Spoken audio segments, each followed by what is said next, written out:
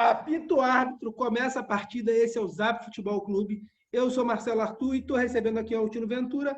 E agora a gente vai comentar aqui a análise da última rodada do brasileiro, do time do Sul, Nordeste e Centro-Oeste.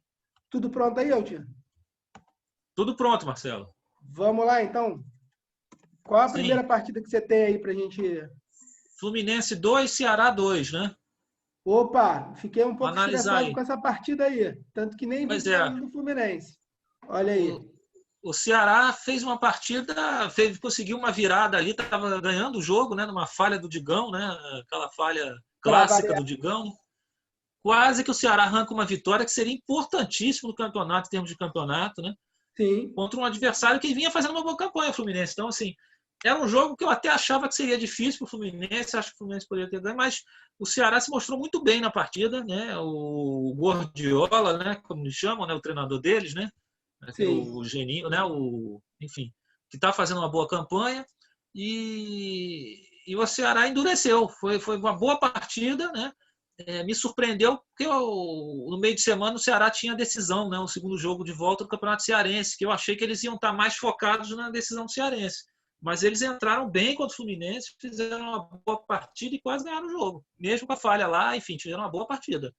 Eu achei que o Fluminense ganharia para tentar brigar ali na zona de Libertadores, mesmo sabendo que é impossível. Eu sei da impossibilidade do fato, mas a grande verdade só vai para Libertadores quem está lá em cima brigando. Então, assim, já que o time está numa boa fase, que tente brigar minimamente, porque quem sabe aí um brasileiro ganha Libertadores, um ganha Sul-Americana, sobe uma vaga da segunda divisão, que tem dessas coisas, né? Vai abrindo vaga depois, parece reclassificação em vestibular. Sim. E aí eu tenho para mim que se o time ficar ali até em oitavo, se bobear, dá para morder alguma coisa.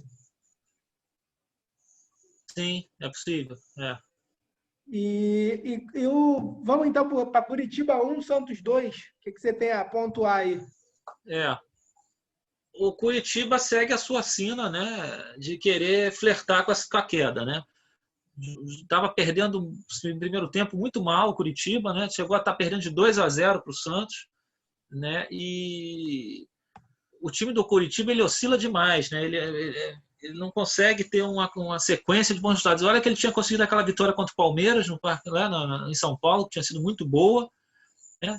Havia aquela expectativa do Curitiba engrenar numa sequência para tentar se afastar um pouco da zona do perigo, mas aí em casa de novo fraquejou, né? Perdeu para uma equipe que nem é das equipes mais qualificadas. O Santos faz uma campanha ali dentro do padrão, justa, mas nada de outro mundo. Então foi um resultado péssimo para o Curitiba. Eu acho que o Curitiba realmente, se na virada do retorno o Curitiba não começar a reagir, eu tenho a impressão que ele já pode encomendar a vaga na Série B ano que vem. Sim. É impressionante como é que um campeonato tão equilibrado acaba tendo tanto time querendo brigar pela zona de rebaixamento, né? Porque tem grandes clubes aí que, se não abrirem o olho, tem chance de ano que vem tá o Vasco, o Botafogo, o Corinthians. Sim.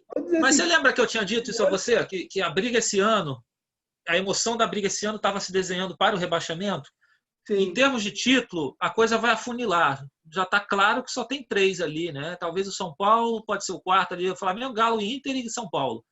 Por enquanto, porque vai afunilar mais. Daqui a 4, 5 rodadas, provavelmente você só vai citar 2 ou 3, tá? Então, em termos de título, eu acho que a coisa vai se desenhar bem antes. Mas em termos de rebaixamento, esse campeonato, a briga vai ser intensa, vai ser até o final, até porque as equipes lá de baixo, todas elas, mesmo as que estão com piores pontuações, estão com pontuações acima do histórico dos últimos anos. Verdade. Nos últimos anos, você tinha sempre as 2 últimas equipes estavam muito abaixo. E esse ano não está assim, não. Até o Goiás, que está em último, mas o Goiás tem vários jogos a menos. Então, assim, a diferença está muito pequena. Eu não vou me recordar em que rodada era, mas eu lembro que acho que na metade do campeonato tinha time que só tinha pontuação com 1 dígito. Tinha algum time com 9 pontos, 8 pontos. Coisa do gênero. É possível. Enfim. Então, vamos ver. O Curitiba tem que abrir o olho. Vamos lá. Atlético Goianiense e Atlético Paranaense. 1-1. O que você tem a pontuar? Os jogos dos Atléticos foi justo ficar em 1-1, né? Os dois times fazem campanhas bem diferentes das suas expectativas, né? O caso do Atlético Goianiense era uma equipe que entrou para brigar, para não cair, né? O objetivo do Atlético Goianiense sempre foi se manter na primeira divisão. Fez uma campanha até então sensacional, era a surpresa do campeonato, né? Até perdeu o treinador, né? O Mancini resolveu sair do Atlético Goianiense para ir para o Corinthians, naquela aventura, né? Enfim. Então a gente não sabe como é que o Atlético Goianiense vai reagir a partir daí. Mas o fato concreto é que ele está em 9º lugar, está na primeira metade, que é uma campanha extraordinária para quem veio da segunda divisão, tem um orçamento pequeno. Sim. Né? E o Atlético Paranaense é o oposto. Né? É uma equipe que vem frequentando a Libertadores nos últimos anos, vem sendo apontado como a 13ª equipe, tirando as 12 grandes, sempre quase como uma grande ali, sempre incomodando os grandes, eliminando os grandes em Copa do Brasil, em mata-mata. Então o Atlético Paranaense vem tendo esse posicionamento dentro do cenário brasileiro. Existia uma expectativa boa, só que esse ano, claramente, a situação do Atlético Paranaense se esgarçou. Vendeu muitos jogadores nos últimos anos, não conseguiu repor. A divisão de base, que normalmente supra esse problema, parece que dessa vez não está dando conta. Não tem o público, que é a grande força do Atlético Paranaense, né? Aquele caldeirão cheio. Então ele está na zona do rebaixamento, está ali na briga, e a briga do Atlético Paranaense, de fato, vai ser fugir da segunda divisão. O problema é, ele ainda está na Libertadores, que ele vai pegar o River, provavelmente vai ser eliminado, que vai ser até bom para ele, para tirar uma competição do calendário, e vai pegar o Flamengo na Copa do Brasil, que pode ser que seja eliminado também. Né? O Flamengo até é favorito nesse confronto. Então, para o Atlético Paranaense, eu acho que seria até bom ele ser eliminado tanto pelo Flamengo como pelo River. Ficar só no brasileiro, porque o elenco dele está muito enxuto. Olha aí como é que o Fluminense é esperto. Pois é. Então, assim, saiu de tudo. Então, saiu de tudo. Então, o Atlético Paranaense, que até levou o Autuori agora como coordenador, né? Enfim, vamos ver. Se ele rodar das duas competições de mata-mata, ele talvez ganhe um gás para poder fugir da queda. Se ele se prolongar em alguma das duas competições, ou até nas duas, eu vejo um cenário muito difícil e com grande chance do Atlético cair para a segunda divisão. Sim. Vamos aqui para o São Paulo 0, Grêmio 0. É o jogo da polêmica, né? Sim. O jogo da arbitragem, né? Um jogo que o Grêmio foi muito superior ao São Paulo, né? Dominou o jogo, criou muito mais chances e só não ganhou porque, de fato, a arbitragem nesse campeonato foi a pior arbitragem até agora do campeonato. Uma arbitragem completamente tendenciosa, né? Eu não sou muito de falar de arbitragem, né? Você deve saber disso, quem nos acompanha já deve ter percebido, mas nesse jogo a participação do árbitro foi decisiva para o empate. O Grêmio teve pelo menos 2 pênaltis clamorosos não marcados, né? E 2 expulsões absurdas que deveriam ter sido aplicadas para os atletas do São Paulo, né? Uma delas, inclusive, para o Daniel Alves. Então, assim, foram 2 lances de cartão vermelho, 2 pênaltis, em que o VAR não atuou. O VAR não chamou o árbitro em nenhum dos lances, né? Eu achei incrível isso. O Grêmio foi muito prejudicado, chutou o balde depois do jogo, os dirigentes fizeram diversas reclamações, acusações. Não há como a gente fechar os olhos para isso. É claro que o ser humano o juiz é um ser humano, pode errar, a gente sabe disso. Mas o VAR tenta dar uma.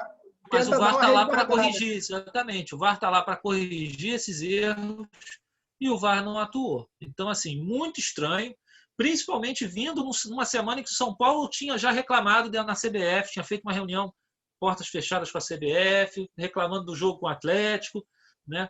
A gente sabe, o Raí foi lá fazer essa reclamação, a gente sabe que o São Paulo, a diretoria toda da CBF é do São Paulo, são dirigentes do São Paulo, então, assim, muito estranho, é uma coisa que deixa uma má imagem para o campeonato, né? E não sei, vamos ver. O Grêmio tem toda a razão de reclamar, é um time que não se concentra no brasileiro, a gente já fala isso, o Grêmio gosta do mata-mata, mas era para ele ter mais 2 pontos, e com mais 2 pontos, o Grêmio estaria em 8º lugar, né? E ele está em 11º. Então, vai fazer falta. O Grêmio tem toda a razão de reclamar. Vai fazer falta. Vamos aí para Internacional 2, Vasco 0. É uma vitória tranquila do Inter, era o que o Inter estava precisando, né? Nesse momento que o campeonato afunila lá em cima, né? Numa disputa entre Flamengo, Galo e Inter, que os três estavam empatados, os três estavam ali, depois o Atlético tropeçou e ficou para trás, mas numa briga em que os três estavam juntos, era o jogo que o Inter precisava, né? Um jogo no Beira-Rio, em casa, contra um adversário frágil, né?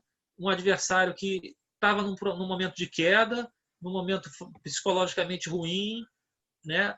Numa transição de treinador, né? Ainda estava sem treinador, enfim. Então era um adversário ideal para o Inter ganhar bem, como ganhou. Mais um gol do Thiago Galhardo no campeonato, né? Olha aí. Ele agora está com 14 gols, é o artilheiro do campeonato, né? E uma vitória tranquila para o Inter. Quer dizer, o Inter segue agora na próxima rodada, que a gente vai ter o grande jogo, que é o Inter e Flamengo. Depois a gente vai falar sobre isso. Sim. Que é o jogo da liderança. Mas uma boa campanha do Inter. Final antecipada, eu diria.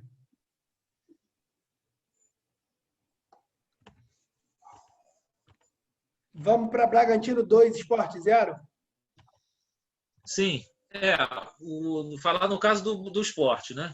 Então, o Sport também tinha dado aquela subida de produção, com o Jair chegou até a 5ª posição, e depois daquela derrota para o Flamengo engrenou uma série de maus resultados, né? É o preço de um elenco curto, jogadores que são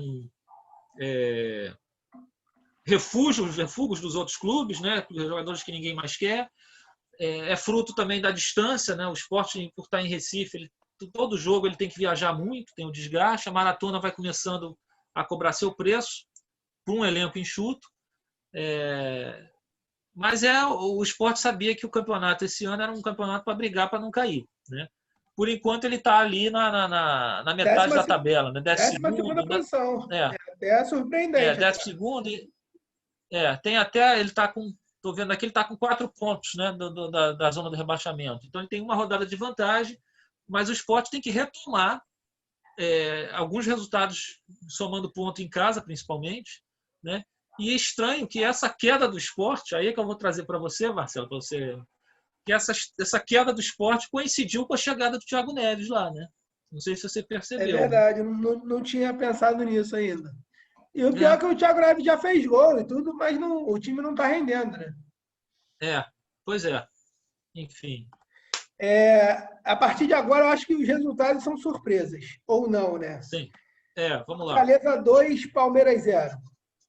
Para mim, nenhuma surpresa, né? O Palmeiras é o time que mais engana no campeonato, né? Joga mal todo jogo o Palmeiras é ruim, e o Fortaleza é a grande sensação dos pequenos, né? O Rogério Ceni, como eu sempre falo, aquele trabalho extraordinário de 3 anos, é um time muito consistente, muito consciente do que faz em campo, né? Já ganhou várias partidas, ganhou do Atlético até com 1 a menos, depois contra o São Paulo também quase ganhava pela Copa do Brasil com 1 a menos, quer dizer, é um time que não se intimida, é um time que 11 contra 11 ele continua em cima quando joga em casa, mesmo fora de casa ele agride, ele não fica numa retranca só jogando por uma bola, ele tem volume de jogo, né?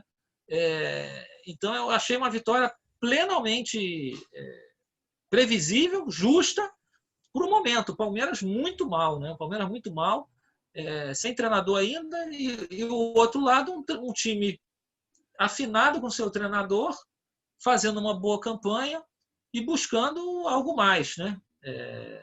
Uma pena realmente é só que um momento desse a torcida não possa estar no estádio, né? Porque a torcida do Fortaleza merecia participar dessa trajetória extraordinária do Fortaleza, realmente. Fortaleza, gente, há alguns anos atrás, não muito tempo, não sei quantos anos, mas há um pouco tempo, estava na Série C, gente. Eu lembro disso. Acho que coisa de 4 ou 5 anos. 4 ou 5 anos atrás, não é muito tempo, não. Ele estava na Série C, entendeu? Então, assim, é um trabalho extraordinário. Extraordinário. Verdade. Botafogo 0, Goiás 0. É uma surpresa ou não? Não.